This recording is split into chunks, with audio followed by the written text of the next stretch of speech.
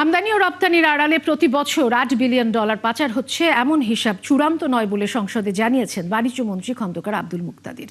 সোমবার বাজেট অধিবেশনে প্রশ্নোত্তর পর্বে তিনি আরও জানান, মুদ্রা পাচারের কোনো অভিযোগ পেলে খতিয়ে দেখবে সরকার। আর এনসিপির সংসদ সদস্য আখতার হোসেন অভিযোগ করেন, দুর্যোগ ব্যবস্থাপনা ও ত্রাণ মন্ত্রণালয়ের বরাদ্দ সরকারি দলের বাইরের এমপিরা পাননি। আরও জানাচ্ছেন নুনবী সরকার। এদিন সংসদ অধিবেশনে প্রশ্নোত্তর পর্বে অংশ নেন বাণিজ্য, শ্রম ও কর্মসংস্থান, প্রবাসী কল্যাণ, খাদ্য এবং দুর্যোগ ব্যবস্থাপনা মন্ত্রণালয়ের মন্ত্রী প্রতিমন্ত্রীরা।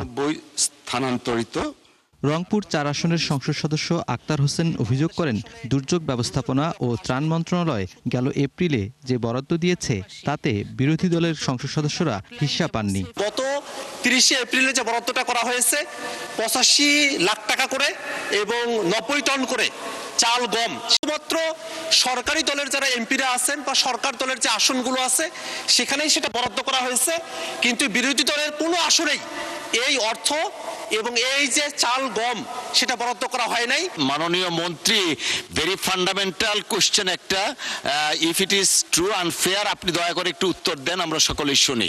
আমার মনে হয় যে কাল পরশুর মধ্যে ওনারা ওনাদের বরাদ্দ পেয়ে যাবেন। ধন্যবাদ। আপনারাও পেয়ে যাবেন। ধন্যবাদ আপনাদের। এমপি ইমরান আহমদ চৌধুরী অভিযোগ করেন, দুর্যোগ ব্যবস্থাপনা মন্ত্রণালয়ের প্রকল্পের কাজের মান ভালো না। ভোগান্তি ভুলে চলে আসুন রিগালে, ওয়ারেন্টি সহ স্টাইলিশ কালেকশন নিয়ে রেডি রিগাল ফার্নিচার। জবাবে মন্ত্রী বলেন, অভিযোগ মিথ্যা। দুর্যোগ ব্যবস্থাপনা মন্ত্রণালয়ের অধীনে যে কালভার্টগুলা নির্মিত হয় এবং রাস্তাগুলা, তার মানগুলা কিন্তু খুবই নিম্নমানের হয়। আমার মনে হয় কথাটা সঠিক নয়, কারণ আমাদের ব্রিজ, কালভার্ট এবং হেরিংবন রোডের যে চাহিদা, আমার মনে হয় এখানে সব সংসদ সদস্যরাই আমাদের কাছে প্রচুর ডিও লেটার পাঠিয়েছে।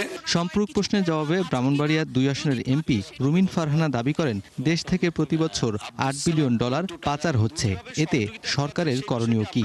আমদানি এবং রপ্তানির আড়ালে প্রতি বছর $8 বিলিয়ন মতন টাকা বিদেশে পাচার হয়ে যাচ্ছে। মাননীয় স্পিকার, এটা একটা পারসিভড অ্যামাউন্ট। 67 বিলিয়নের আমদানির মধ্যে এবং 55 বিলিয়নের রপ্তানির মধ্যে, তার মানে প্রায় 130 বিলিয়নের আমদানি রপ্তানির অর্থনীতি এই দেশটি। এটির মধ্যে পিন পয়েন্ট করে বলা যে ঠিক অমুক প্রোডাক্টের মধ্যে অর্থ পাচার হচ্ছে, এটা বেশ জটিল একটা বিষয় এবং একটা গবেষণাধর্মী কাজ। প্রশ্নোত্তর পর্বে প্রবাসী ও কর্মসংস্থান প্রতিমন্ত্রী সংসদকে জানান, জুলাই আন্দোলনের সময় আটক কোনো প্রবাসী আর কারাবন্দী নেই। জানান, নারী শ্রমিক পাঠানোর ক্ষেত্রে সরকার আগের থেকে বেশি সতর্ক। সংকট এবং আন্তর্জাতিক বাজারের নুনবী সরকার, 71, ঢাকা। বৃদ্ধি করা যায়